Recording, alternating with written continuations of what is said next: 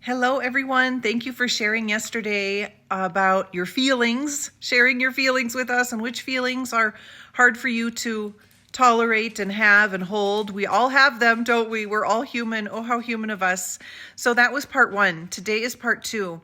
So if the idea of staying with ourselves is self-care and staying home with ourselves, the homecoming, so to speak, is how we can love ourselves to health, then I want you to consider what are some behaviors that you do that would kind of fit the bill for behaviors I do where I run away from home, where I run away from myself, and what are the behaviors that would be those where you would stay home with yourself. So running away from yourself, abandoning yourself versus staying home with yourself. So let me give you some examples and then please share your lists.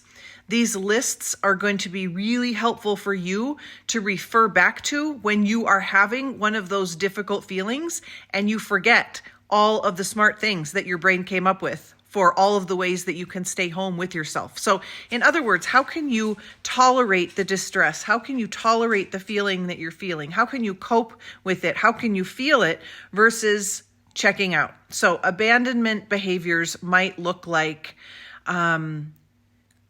overspending or overeating or binge eating or scrolling endlessly to numb out or stuffing your feelings and not feeling them or getting irritable with people around you instead of expressing what you're really feeling. What would be those behaviors? Maybe drinking, anything we do to kind of check out, numb out that's unhealthy. Those are your behaviors as examples of running away from yourself, running away from home, staying home and not being a runaway.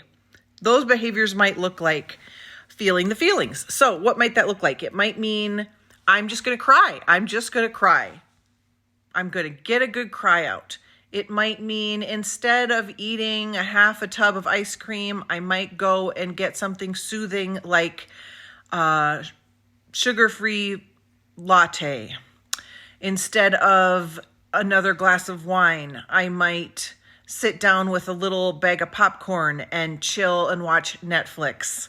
It might be staying home with myself, might be putting on some music and soothing myself. It might be distracting myself. That's a great skill to use when we're feeling those really difficult feelings. It's not avoidance. It's sometimes most useful to distract yourself. Maybe going on a walk, getting your body moving. That can be really good for sadness and depression. Maybe it's calling a friend and just saying, I just need to vent. I don't need anything solved. I just need to vent.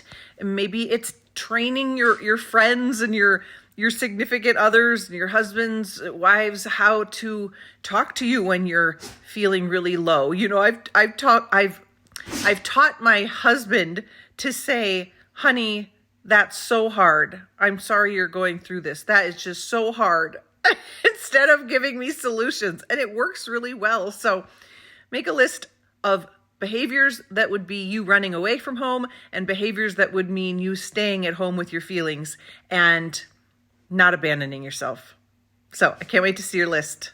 Bye.